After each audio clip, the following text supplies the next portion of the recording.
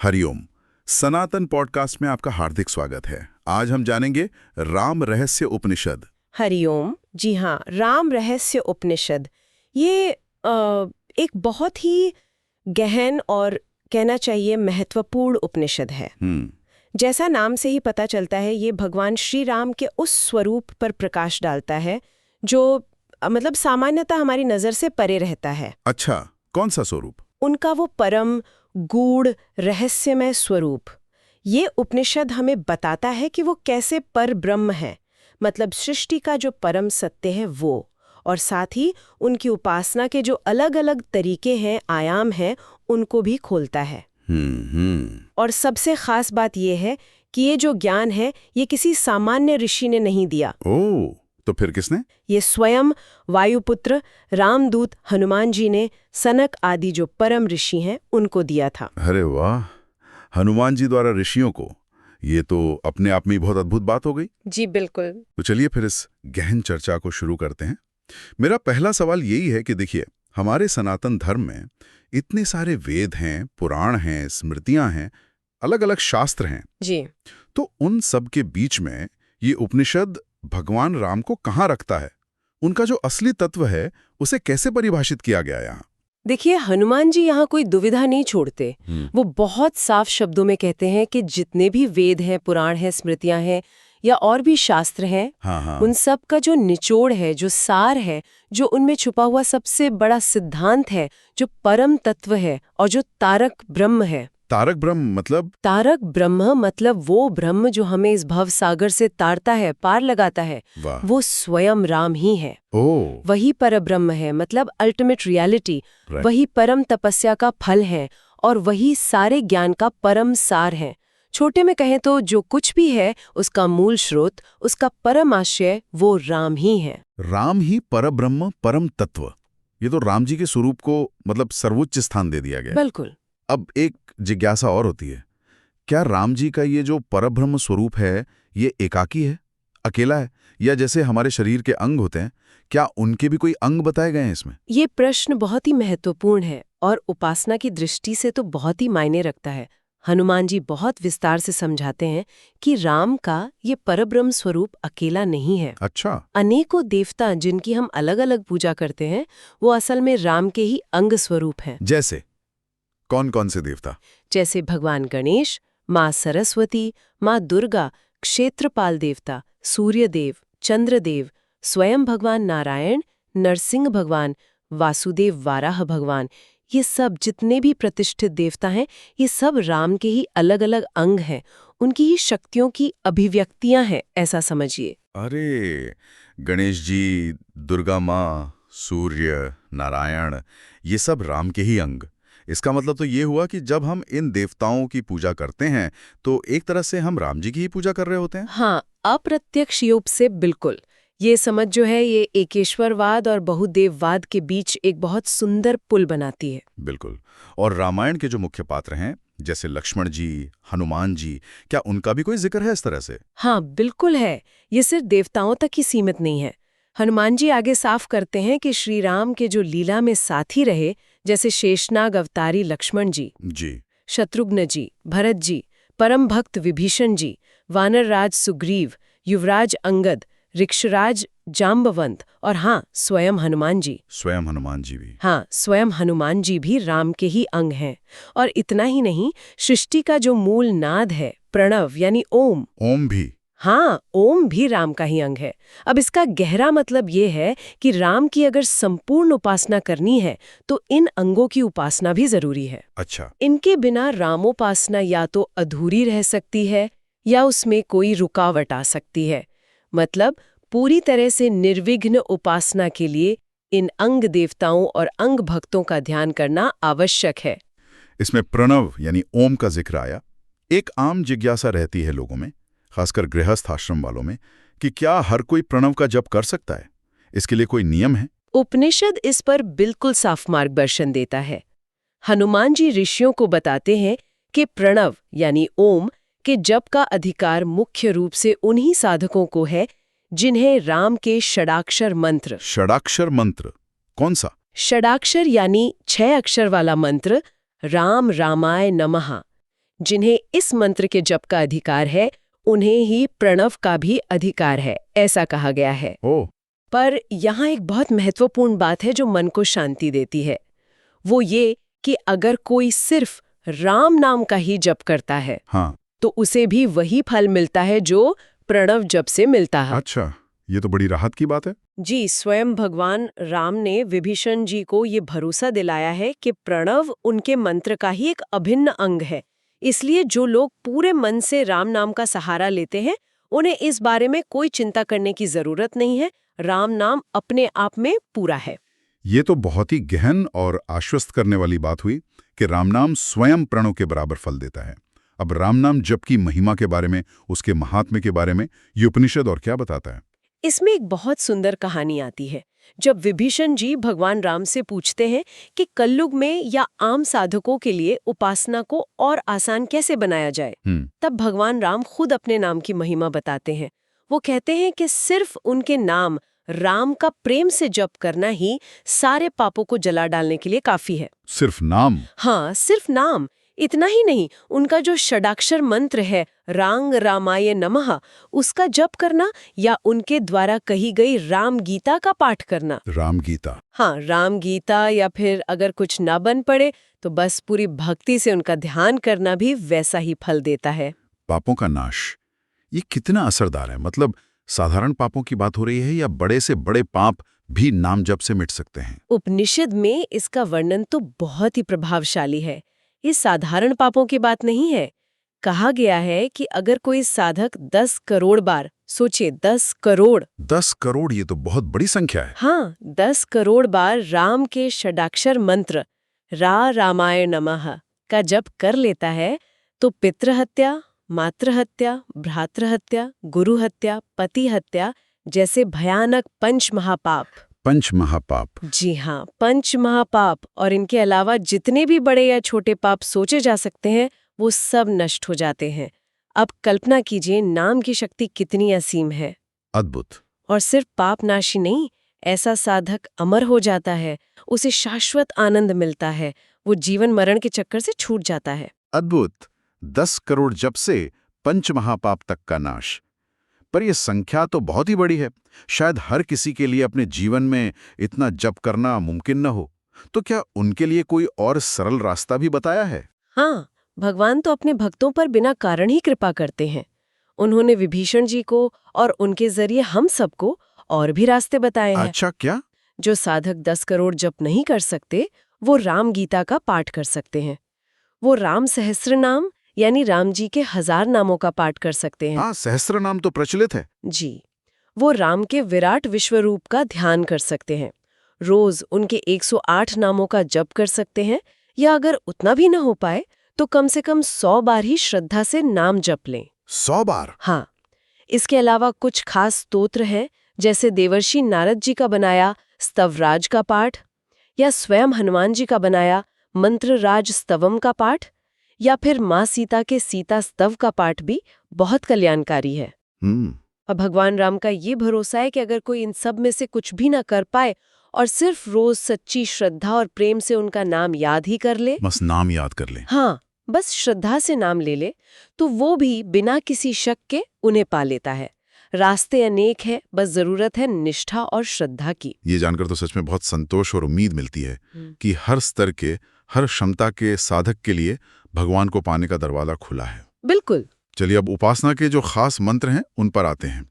क्या इस उपनिषद में अलग अलग तरह के राम मंत्रों का विस्तार से वर्णन है? हाँ, हनुमान जी यहाँ अलग अलग राम मंत्रों का एक पूरा मंत्र ग्राम ही पेश करते हैं। मंत्र ग्राम मतलब? मंत्र ग्राम यानी मंत्रों का एक व्यवस्थित समूह, या कह लीजिए गांव।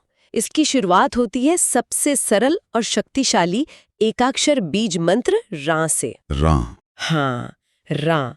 ये जो रा बीज है ये अग्नि तत्व का प्रतीक है, ज्ञान का भंडार है। ये स्वयं शेष शया पर लेटे भगवान विष्णु का स्वरूप है और अर्ध चंद्र धारण किए भगवान शिव का भी स्वरूप माना गया है। सोचिए, एक अक्षर में त्रिदेवों की शक्ति और स्वरूप समाया हुआ है। रा बीज में इतनी गहराई, जैसा कि शास्त्रों का विधान होता है। क्या इन मंत्रों के साथ उनकी ऋषि यानी जिन्होंने मंत्र को पहली बार अनुभव किया, छंद यानी जपने की लय, और देवता यानी उस मंत्र के उपास्य स्वरूप का भी जिक्र है। बिल्कुल। हर मंत्र की अपनी एक पूरी व्यवस्था होती है। जैसे ये एकाक्षर बीज मंत्र रा है, इसके ऋषि स्वयं प्रजापति ब्रह्मा है, इसका छंद गायत्री है और इसके देवता भगवान श्री राम है। अच्छा। और इसके जप के साथ एक खास ध्यान का भी निर्देश है। साधक को मन में सोचना चाहिए कि वो सरयू नदी के किनारे हैं, वहां एक कमल खिला है, उस पर काले मेघ जैसे रंग वाले भगवान राम वीरासन में बैठे हैं, उन्होंने ज्ञान मुद्रा बना रखी है और उनके बाईं ओर माँ सीता और भाई लक्ष्मण बैठे हैं। इस स्वरूप का चिंतन करते हुए रा बीज का जप करना चाहिए। ये तो हुई एक अक्षर मंत्र की बात, और कौन कौन से मंत्रों का वर्णन है इसमें? रा के बाद आता है द्व्यक्षर मंत्र राम। ये तो सभी जानते हैं और बहुत ही मधुर मंत्र है। हाँ, राम नाम तो सबसे सरल और प्रचलित है। जी। अब इसी राम मंत्र में अगर शुरू में ओम या ह्रीम जो माया बीज है, श्रीम लक्ष्मी बीज, क्लीम काम बीज, ऐ सरस्वती बीज या फिर से रा अग्नि बीज जोड़ दिया जाए तो 6 तरह के त्रिअक्षर यानी 3 अक्षर वाले मंत्र बन जाते हैं। अच्छा, 3 अक्षर वाले। हाँ, फिर रामचंद्र और रामभद्र ये 2 चतुराक्षर यानी 4 अक्षर वाले मंत्र बताए गए हैं। इन 4 अक्षर वाले मंत्रों के ऋषि महर्षि विश्वामित्र हैं, छंद का नाम पंक्ति है और देवता रामभद्र स्वरूप वाले राम है। इन मंत्रों का न्यास करने का भी तरीका बताया गया है। आपने न्यास शब्द बोला। ये शब्द और ध्यान साधना के बारे में बात करते हुए अक्सर सुनने में आते हैं। क्या आप इन्हें थोड़ा और आसान शब्दों में समझा सकती हैं? जरूर। न्यास एक प्रक्रिया है जिसमें हम मंत्र के अक्षरों या बीज मंत्रों को बोलते हुए अपने शरीर के कुछ खास अंगों को छूते हैं, जैसे सिर, हृदय, हाथ वगैरह। इसका मकसद होता है उन अंगों को मंत्र की ऊर्जा से जगाना, पवित्र करना और उनमें देवता की शक्ति का आवाहन करना। ये समझिए कि शरीर को एक मंदिर की तरह तैयार करना है। अच्छा, ठीक है। का अपने मन में, अपने हृदय में गहराई से चिंतन करना, सिर्फ मूर्ति देखना नहीं बल्कि उनके रूप, उनके गुण, उनकी लीलाएं, उनका स्वभाव, इन सब का एकाग्रता से याद करना और अनुभव करना। जैसे उपनिषद में जीत हासिल करने के लिए एक खास ध्यान बताया गया है जिसमें राम जटाधारी हैं, नीले रंग के हैं, ऋषियों से घिरे हैं, माँ जानकी पंखा कर रही हैं, लक्ष्मण जी छत्र पकड़े हैं, वे रावण का वध कर चुके हैं और शांत भाव से सुग्रीव और विभीषण के साथ खड़े हैं। इस स्वरूप का चिंतन करते हुए संबंधित मंत्र का 10 करोड़ जप करने से विजय मिलती है, ऐसा कहा गया है। अच्छा, न्यास यानी शरीर को मंत्रमय करना और ध्यान यानी मन को देवमय करना। अब 5 और 6 अक्षर वाले मंत्रों के बारे में बताइए। जो 4 अक्षर वाले मंत्र थे, रामचंद्र या रामभद्र, उनके आगे अगर काम बीज क्लींग, दुर्गा बीज ह्रींग, सरस्वती बीज एंग या लक्ष्मी बीज श्रींग जोड़ दिया जाए तो पंचाक्षर यानी 5 अक्षर वाले मंत्र बन जाते हैं। 5 अक्षर वाले। जी। और अगर इन 5 अक्षर वाले मंत्रों के भी शुरू में प्रणव यानी ओम जोड़ दिया जाए तो वे षडाक्षर यानी 6 अक्षर वाले मंत्र हो जाते हैं। 6 अक्षर वाले। हाँ, और ये षडाक्षर मंत्र बहुत महत्वपूर्ण माने गए हैं क्योंकि ये चतुर्पुरुषार्थ यानी धर्म, अर्थ, काम और मोक्ष चारों को देने वाले कहे गए हैं। चारों पुरुषार्थ। जी। इसके अलावा हमारी वर्णमाला के जो 50 मात्रिका वर्ण हैं, अ से श तक, उनको या फिर श्रीम, ह्रीम, क्लीम जैसे बीज मंत्रों को षडाक्षर मंत्र की शुरू या आखिर में जोड़ने से और भी कई तरह के षडाक्षर मंत्र बनते हैं। ये तो मंत्रों का एक विशाल विज्ञान लग रहा है। विविधता तो बहुत है। क्या इससे भी ज्यादा अक्षर वाले मंत्रों का विधान है? हाँ, ये मंत्रग्राम बहुत फैला हुआ है। अलग अलग मंत्रों के आखिर में कामना पूर्ति या खास असर के लिए स्वाहा, हुम फट, नमः जैसे शब्द जोड़ने से भी अनेक नए मंत्र बन जाते हैं। इस तरह 7 अक्षर से लेके 18 अक्षर तक के मंत्रों का वर्णन मिलता है। इन लंबे मंत्रों के ऋषि भी अलग अलग हैं, जैसे ब्रह्मा, भगवान दक्षिणामूर्ति, महर्षि अगस्त्य, स्वयं भगवान शिव वगैरह। अच्छा। मिसाल के तौर पर 7 अक्षर का मंत्र है रामचंद्राय नमः। 8 अक्षर के भी हैं, जैसे इसी में ओम जोड़कर ओम रामचंद्राय नमः, या एक और है ओम रामाय हुम फट स्वाहा। एक शिवराम मंत्र भी है, ग्लौम ओम ह्रीम रामाय नमः। शिवराम मंत्र। जी। फिर एक बहुत प्रसिद्ध मंत्र है श्री रामः शरणम मम। ये 9 अक्षर का है। 10 अक्षर का एक मंत्र है जिसके ऋषि वशिष्ठ, छंद विराट और देवता वो राम है जो सीता जी का हाथ पकड़े हुए हैं। इसी तरह 11, 12, 13, 14, 15, 16 जिसके ऋषि अगस्त्य, छंद बृहति है। 17, 18, 19, 20, 21, 22 सीता वल्लभाय। 23 वीर रामाय हन हन स्वाहा। 24, 25 जनवश्याय स्वाहा क्लीं। और आगे 26, 27, 28, 29, 30 और 31 अक्षर तक के मंत्रों का विधान इस उपनिषद में दिया गया है। 31 अक्षर तक? हाँ, और हर मंत्र के साथ उसके ऋषि, छंद, देवता, बीज यानी मूल शक्ति, शक्ति उसकी अभिव्यक्ति, कीलक जो मंत्र को सिद्ध करने की चाबी है, न्यास और ध्यान की विधि का पूरा ब्यौरा मिलता है। आपने बीच में राम गायत्री का भी जिक्र किया था, वो कौन सा मंत्र है? हाँ, जैसे वेदों में गायत्री मंत्र है वैसे ही रामोपासना के लिए रामोपासना मंत्र है। दशरथाय विद्महे सीता वल्लभाय धीमहे तन्नो रामा प्रचोदयात्। अच्छा, इसका अर्थ क्या हुआ? इसका भाव है हम दशरथ नंदन श्री राम को जाने, सीतापति का हम ध्यान करते हैं, वे राम हमारी बुद्धि को सही रास्ते पर चलाएं। ये बुद्धि को शुद्ध और तेज करने वाला मंत्र है। ये तो अद्भुत है कि साधक की रुचि और जरूरत के हिसाब से इतने सारे मंत्र मौजूद हैं। क्या इस उपनिषद में सिर्फ राम के ही मंत्र हैं या माता सीता और दूसरे खास भक्त जैसे लक्ष्मण जी या हनुमान जी के लिए भी कोई खास मंत्र बताए गए हैं? ये बहुत अच्छा सवाल पूछा आपने। उपासना में विविधता का ध्यान रखा गया है। हनुमान जी बताते हैं कि साधक अपनी पसंद और अपने इष्ट के स्वरूप के हिसाब से दूसरे मंत्रों का भी जप कर सकता है। अच्छा।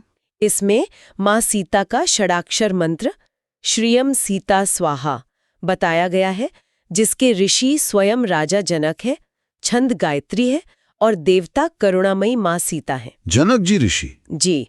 इसी तरह लक्ष्मण जी का मंत्र है लम लक्ष्मणाय नमः, जिसके ऋषि अगस्त्य हैं। भरत जी का मंत्र है भम भरताय नमः, इसके ऋषि भी अगस्त्य हैं। शत्रुघ्न जी का मंत्र है शम शत्रुघ्नाय नमः। और संकट मोचन हनुमान जी का भी मंत्र है हुरुम हनुमते नमः, और इसके ऋषि कोई और नहीं स्वयं भगवान रामचंद्र हैं। वाह, भगवान राम स्वयं ऋषि हैं हनुमान जी के मंत्र के। जी। इन सभी मंत्रों के जप का तरीका और उनके ध्यान की विधि भी उपनिषद में समझाई गई है। मंत्रों के साथ साथ हम अक्सर यंत्रों के बारे में भी सुनते हैं। यंत्र यानी वो खास ज्यामितीय आकृतियां।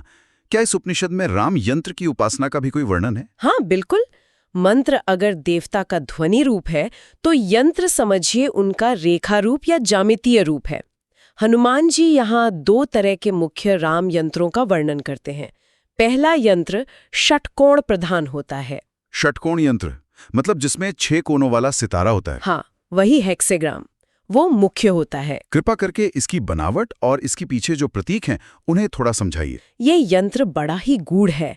इसके बिल्कुल बीच में केंद्र में लक्ष्मी बीज श्रीम के साथ राम का मूल बीज रान लिखा होता है। श्रीम और रां केंद्र में? जी। फिर इसके 6 कोनों में से दूसरे कोने में साध्य लिखा जाता है। साध्य यानी वो मकसद जिसके लिए पूजा हो रही है या नैवेद्य।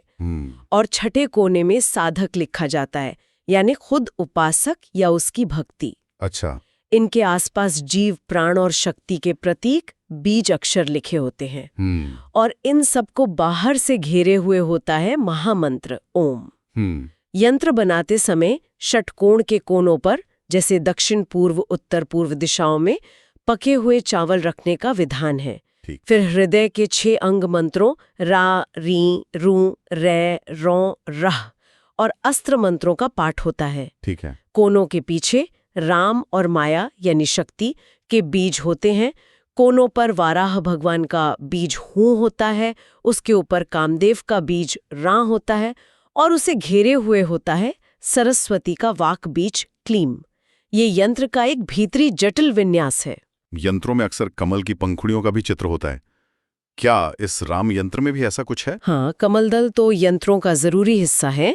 इस षटकोण के बाहर 8 पत्तों वाले कमल के 3 घेरे होते हैं, जिन पर षडाक्षर मंत्र के 8 अलग-अलग समूह लिखे होते हैं। 8 पत्तों के 3 घेरे? जी, इसके बाहर फिर 8 पंखुड़ियों वाला एक कमलदल होता है।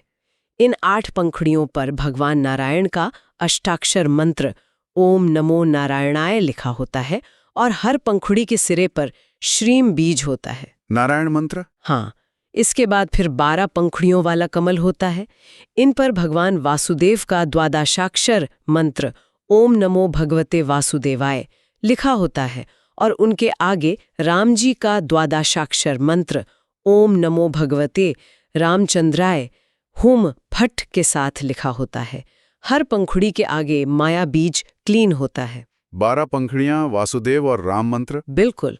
और फिर इसके भी बाहर 32 पंखुड़ियों वाला एक विशाल कमल होता है, जिस पर भगवान नृसिंह का अनुष्टुप मंत्रराज लिखा होता है। 32 पंखुड़ियां, नृसिंह मंत्रराज। जी, इसके आगे 8 वसु, 11 रुद्र और 12 आदित्यों के मंत्र ओम और नमः के साथ चतुर्थी विभक्ति में, जैसे वसुभ्यो नमः, रुद्रेभ्यो नमः लिखे होते हैं और इन सब को बाहर से वषट शब्द घेरे रहता है। ये तो बहुत ही विस्तृत और मतलब कई देवताओं की शक्तियों को एक साथ लाने वाली बनावट लग रही है। यंत्र का सबसे बाहरी हिस्सा कैसा होता है? कमल दलों के बाहर 3 रेखाओं से बना एक चौकोर बाहरी घेरा होता है, जिसे भूपुर कहते हैं। ये एक तरह से यंत्र का सुरक्षा कवच या उसका आधार होता है। भूपुर? हाँ, ये भूपुर 12 दिशाओं में 12 राशियों से सजा होता है और इसमें 8 दिशाओं के रक्षक नाग स्थित होते हैं। चारों मुख्य दिशाओं पूर्व, पश्चिम, उत्तर, दक्षिण में भगवान नृसिंह का बीज मंत्र और चारों कोनों वाली दिशाओं आग्नेय, नैऋत्य, वायव्य, ईशान में वाराह भगवान का बीज मंत्र लिखा होता है। हनुमान जी कहते हैं कि ये यंत्र इतना शक्तिशाली और सब कुछ समेटने वाला है कि ये साधक की सभी इच्छाएं पूरी करता है और आखिर में उसे मुक्ति दिलाता है। अद्भुत। और हाँ, इस यंत्र की पूजा के साथ आवरण पूजा का भी खास विधान बताया गया है। आवरण पूजा, ये क्या है? आवरण यानी परतें या घेरे। षटकोण के केंद्र में भगवान राम का अंगन्यास के साथ पूजन होता है। फिर पहले आवरण में षटकोण के कोनों पर अंगन्यास, फिर 8 पंखुड़ियों के मूल में अलग अलग शक्तियों का आवरण, फिर वासुदेव आदि देवताओं का आवरण, दूसरे 8 पंखुड़ियों के आधार पर गो आवरण, फिर हनुमान जी और दूसरे भक्तों का आवरण, 12 पंखुड़ियों के लिए वशिष्ठ आदि ऋषियों का आवरण, 16 पंखुड़ियों के लिए नीलकमल वगैरह का आवरण, 32 पंखुड़ियों के लिए ध्रुव आदि का आवरण, भूपुर में इंद्र आदि दिक्पालों का आवरण और सबसे बाहर वज्र आदि अस्त्रों का आवरण होता है। मतलब परत दर परत पूजा। जी हाँ, बिल्कुल।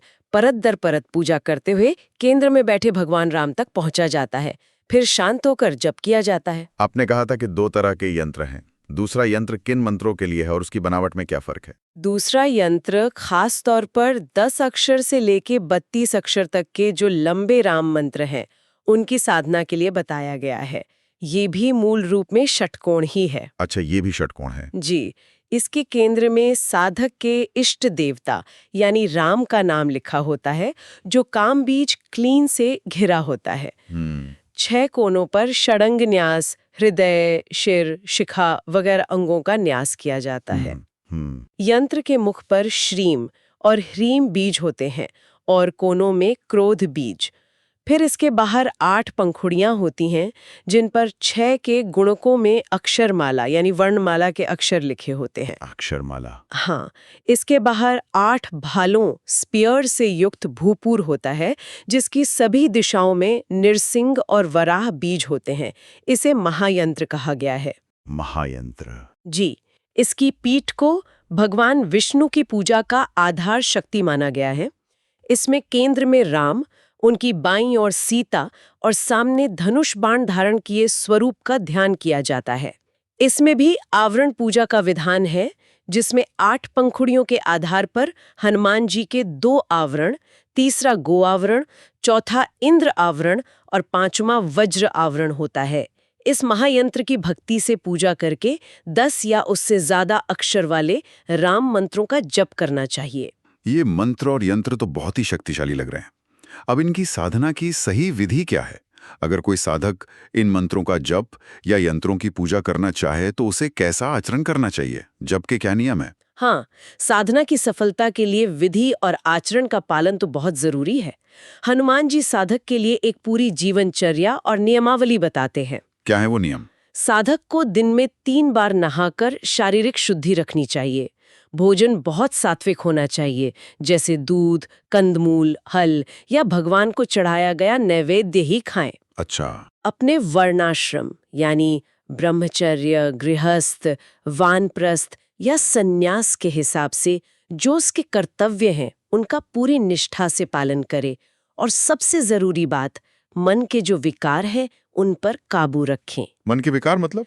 काम, क्रोध, लोभ, मोह यानी अहंकार और मात्सर्य यानी ईर्ष्या, ये जो 6 भीतरी दुश्मन हैं जिन्हें षड रिपु कहा गया है, उनका पूरी तरह से त्याग करना चाहिए। षड्रिपुओं का त्याग।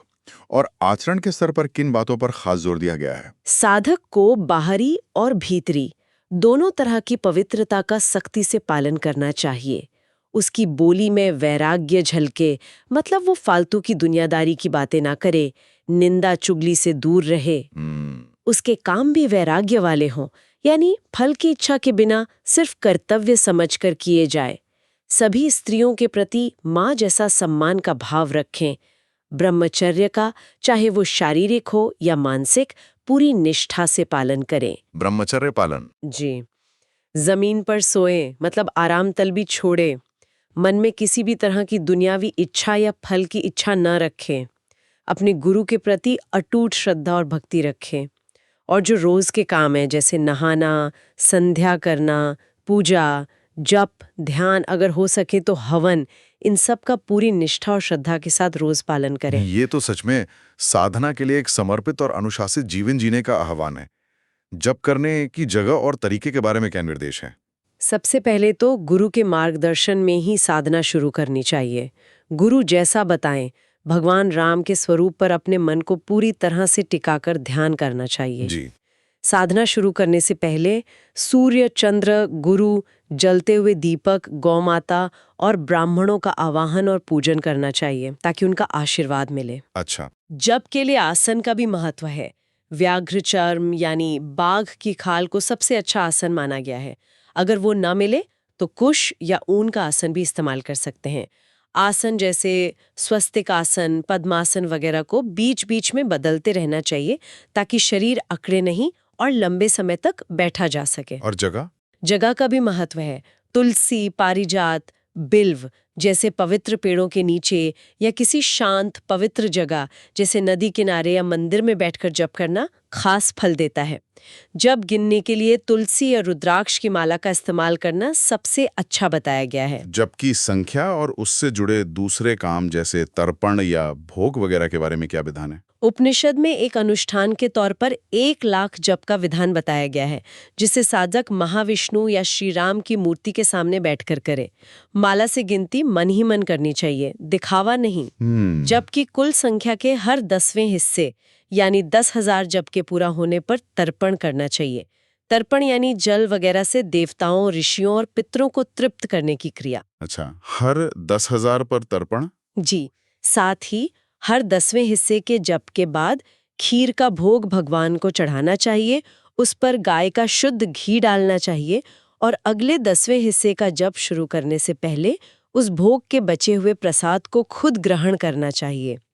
मूल मंत्र जप के साथ साथ बीच बीच में भगवान को फूल भी चढ़ाते रहना चाहिए। ये तो काफी विस्तृत और निष्ठा चाहने वाली साधना प्रक्रिया है। अगर कोई साधक किस तरह से साधना करता है तो उसका आखिरी फल क्या बताया गया, उसे मिलता क्या है? हनुमान जी इसका परम फल बताते हैं।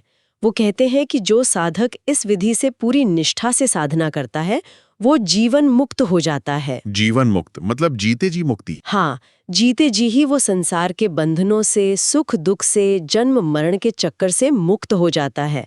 और जो अणिमा, लघिमा वगैरह 8 सिद्धियां हैं, हाँ, अष्ट सिद्धियां, वे तो उस साधक के पीछे ऐसे चलती हैं मानो कोई नई दुल्हन अपने दुल्हे के पीछे पीछे चलती है। सिद्धियां अपने आप मिल जाती हैं, उन्हें मांगना नहीं पड़ता। वाह! और ये राम मंत्र सिर्फ मुक्ति यानी मोक्ष का ही साधन नहीं है, बल्कि अगर किसी को दुनियावी कामों में सफलता चाहिए तो उसके लिए भी एक आसान उपाय बताया गया है। क्या उपाय है? उसे सिर्फ हनुमान जी का, जो राम के सबसे बड़े दास और सेवक हैं, श्रद्धा से स्मरण करना चाहिए। ऐसा करने भर से दुनियावी कामों में भी पक्की सफलता मिलती है, क्योंकि हनुमान जी राम भक्तों की इच्छाओं को पूरा करने के लिए हमेशा तैयार और उत्सुक रहते हैं। हमने भगवान राम के परब्रह्म स्वरूप, उनके अंग देवता और भक्त, अनेकों मंत्र यंत्र और उनकी जटिल साधना विधि पर विस्तार से बात की। अब आखिर में इस चर्चा को समेटते हुए इस राम मंत्र का, खासकर राम नाम का असली रहस्य क्या है? इसका वो गूढ़ आध्यात्मिक मतलब क्या है जिसे हर साधक को समझना चाहिए? हनुमान जी उपनिषद के आखिर में इसी परम रहस्य को खोलते हैं। वो कहते हैं कि हालांकि राम मंत्र एक अक्षर रा से लेकर 31 अक्षर तक के हैं, पर इन सभी मंत्रों में षडाक्षर मंत्र श्री रामः शरणम मम, श्री राम ही मेरी शरण है, सबसे श्रेष्ठ है। वो मानो सब मंत्रों का राजा है। श्री रामः शरणम। जी, वैसे तो इसका असली गूढ़ अर्थ केवल भगवान शिव ही पूरी तरह जानते हैं, पर जो राम, ये 2 अक्षर का मंत्र है, इसी में योगी जन रमण करते हैं, यानी इसी में वो आनंद पाते हैं, इसी में वो लीन होते हैं। राम में रमण करना। हाँ, अब इसके अक्षरों का अर्थ देखिए। इसमें जो रा अक्षर है वो अग्नि का, तेज का, प्रकाश का प्रतीक है। इसमें ज्ञान छुपा है। ये सच्चित आनंद स्वरूप पर ब्रह्म का प्रतीक है। रा जो व्यंजन है वो खुद अपरिवर्तनीय ब्रह्म का प्रतीक है, और उसमें जो आ की मात्रा लगी है वो उसकी अभिव्यक्ति की ऊर्जा है, यानी क्रिया शक्ति या माया। रा अक्षर का मतलब हुआ ब्रह्म और उसकी शक्ति, और माँ अक्षर का क्या अर्थ बताया गया है? माँ अक्षर को यहाँ माया कहा गया है, पर इस मतलब में माया सिर्फ ब्रह्म नहीं, बल्कि ऐश्वर्य, वैभव या संसार को बनाने वाली शक्ति है। ये खुद में एक बीज अक्षर है और ब्रह्म के बराबर ही महत्वपूर्ण है। अच्छा, जब इस म पर बिंदु लगता है यानी अनुस्वार म, तो ये पुरुष रूप ले लेता है और शिव सूर्य चंद्र का प्रतीक बन जाता है। ध्वनि खुद प्रकृति का रूप है। इस तरह पुरुष मंग और प्रकृति मूल ध्वनि मिलकर ही ब्रह्म का पूरा स्वरूप बनाते हैं। जैसे एक छोटे से बीज के अंदर एक विशाल पेड़ बनने की ताकत छुपी होती है, ठीक उसी तरह राम नाम के इस बीज अक्षर में ये पूरी चर अचर दुनिया, ये पूरी सृष्टि समाई हुई है। राम नाम में पूरी सृष्टि समाई है। और मुक्ति से, मोक्ष से इसका क्या रिश्ता जोड़ा गया है? कहा गया है कि जब साधक माया बीज जैसे क्लिंग वगैरह जो संसार में बांधते हैं कि असर से मुक्त होता है, तब सिर्फ परमात्मा यानी राम तत्व ही बाकी रहता है। ये जो म अक्षर की ध्वनि है, इसे मुक्ति दिलाने वाला माना गया है। म ध्वनि मुक्तिदाता है। जी, बिना अनुस्वार का रूप रहित म भोग यानी दुनियावी सुख और मोक्ष यानी परम मुक्ति दोनों देने में सक्षम है। ये संसार और परमार्थ दोनों को साधने वाला अक्षर है। हमारे उपनिषदों का एक मशहूर महावाक्य है तत्वम असि, जिसका मतलब है वो ब्रह्म तुम हो। क्या राम मंत्र का इस महावाक्य से भी कोई गहरा संबंध है? हाँ, हनुमान जी इसकी एक बहुत ही सुंदर और गहरी व्याख्या करते हैं, जो राम नाम की महिमा को और भी बढ़ा देती है। वो कहते हैं कि राम शब्द में जो रा अक्षर है वो महावाक्य के तत् पद का प्रतीक है। तत् यानी वो, परब्रह्म। राम मतलब तत्। हाँ, और जो म अक्षर है वो महावाक्य के त्वम पद का प्रतीक है। त्वम यानी तुम, जीवात्मा। माँ मतलब त्वम। जी, ज्ञानी लोग कहते हैं कि इन दोनों रा और म का जो मिलन है वही महावाक्य के असि पद का अर्थ है। असि यानी हो, तो राम नाम में ही तत् त्वम असि का पूरा सार छुपा है। राम इज इक्वल टू तत्वमसि। एक तरह से हाँ। इसी तरह जब हम नमः शब्द का इस्तेमाल करते हैं, जैसे रामाय नमः में, तो नमः का मतलब होता है समर्पण, जो त्वम पद जीवात्मा को दिखाता है, और राम शब्द तत्पद ब्रह्म को दिखाता है। अच्छा। और जब चतुर्थी विभक्ति रामाय यानी राम के लिए का प्रयोग होता है, तो उसमें असि का अर्थ समा जाता है। इस तरह रामाय नमः जैसा सरल मंत्र भी तत्वमसि महावाक्य के बराबर ही अद्वैत मोक्ष यानी ब्रह्म के साथ एक हो जाने का अनुभव देता है। इसीलिए हनुमान जी कहते हैं कि ये राम मंत्र भोग और मोक्ष दोनों देने के कारण तत्वमसि महावाक्य से भी श्रेष्ठ है, क्योंकि ये ज्ञान के साथ साथ भक्ति और समर्पण का आसान रास्ता भी दिखाता है। तो इतना परम शक्तिशाली, कल्याणकारी और गूढ़ अर्थ वाला ये राम मंत्र है। अब सवाल उठता है कि इसका अधिकारी कौन है? क्या इसे जपने या इसकी उपासना करने के लिए कोई खास योग्यता, वर्ण या आश्रम की शर्त है? हनुमान जी यहाँ बहुत उदारता और साफ तौर पर कहते हैं कि सभी देहधारी मनुष्य यानी जिसने भी इंसान का शरीर पाया है वो इस राम मंत्र का अधिकारी है। कोई भेद नहीं है। कोई भी? हाँ, कोई भी, चाहे कोई मोक्ष चाहता हो, चाहे विरक्त साधु हो या कर्मयोगी गृहस्थ हो, सभी आश्रमों के लोग, स्त्री पुरुष, सब इसका जप कर सकते हैं और इसका फल पा सकते हैं। ये तो बहुत अच्छी बात है। हाँ, खास तौर पर जो सन्यासी हैं उनके लिए प्रणव यानी ओम का लगातार ध्यान करने का निर्देश जरूर है, पर राम नाम सबके लिए खुला है। और आखिर में कहा गया है कि जो भी व्यक्ति राम मंत्र के इस गहरे गूढ़ अर्थ को जान लेता है, समझ लेता है, वो पक्का जीवन मुक्त हो जाता है, उसे फिर कोई बंधन नहीं रहता। और सिर्फ जप या साधना ही नहीं, हाँ। इस राम रहस्य उपनिषद के पढ़ने या सुनने मात्र का क्या फल बताया गया है? इसका सुनना और पढ़ना भी बहुत पुण्य देने वाला है। हनुमान जी कहते हैं कि जो इस उपनिषद का श्रद्धा से अध्ययन करता है वो अग्नि की तरह पवित्र और हवा की तरह निर्मल हो जाता है। उसके जाने अनजाने में किए गए पाप, यहाँ तक कि शराब पीना, सोना चुराना, ब्रह्महत्या जैसे महापाप भी नष्ट हो जाते हैं। महापाप भी नष्ट हो जाते हैं? हाँ जी। और जो व्यक्ति राम मंत्र का बार बार प्रेम और निष्ठा से जप करता है वो आखिर में अपने उपास्य, अपने इष्ट भगवान रामचंद्र में ही मिल जाता है, उन्हीं का स्वरूप बन जाता है। जैसा कि कहा है, ब्रह्मविद ब्रह्मैव भवति, ब्रह्म को जानने वाला ब्रह्म ही हो जाता है। तो अंत में सार यही निकलता है कि जो ये अनुभव करता है या कहता है कि मैं ही सार रूप में राम हूं, उसे जीवन में किसी चीज की कमी नहीं रहती और वो बिना शक के स्वयं राम स्वरूप ही है। बिल्कुल। और ये बात सचमुच सोचने लायक है कि कैसे सिर्फ एक ध्वनि, एक नाम, मंत्र खुद पर ब्रह्म का स्वरूप बन सकते हैं, और कैसे ये उपनिषद हमें ज्ञान मार्ग, ब्रह्म विचार और भक्ति मार्ग, राम नाम जप और उपासना के तालमेल का, दोनों को एक साथ साधने का एक अद्भुत और आसान रास्ता दिखाता है। ज्ञान और भक्ति का ये संतुलन शायद आज के इस भागदौड़ और तनाव वाले जीवन के लिए पहले से भी कहीं ज्यादा जरूरी और प्रासंगिक हो गया है। बिल्कुल सही कहा। तो हमें आशा है कि आपको हमारी आज की चर्चा पसंद आई होगी। सनातन धर्म से संबंधित ऐसी ही और चर्चाओं के लिए हमारे चैनल को अवश्य सदस्यता लें। धन्यवाद। जय श्री राम।